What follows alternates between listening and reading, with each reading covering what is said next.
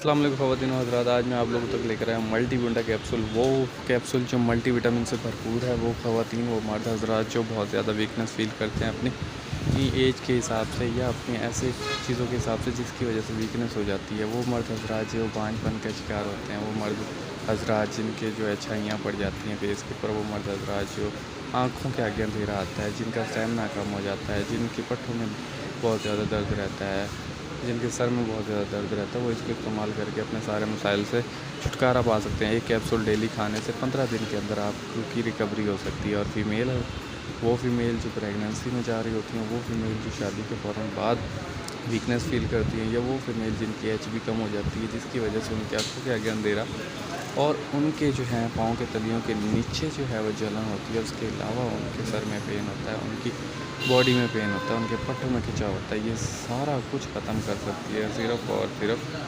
Multi विटा capsule. इसके अंदर जो मिनरल मौजूद हैं, vitamin A, vitamin D, B6, B12। अब B6 B12 क्या है? ये एक प्रॉपर पट्टों की ताकत का कैप्सूल है, यानी कि बी कम्प्लेक्स है, जिनका पट्टों के ऊपर डायरेक्ट असर होता है और पट्टों को मजबूत बनाता है।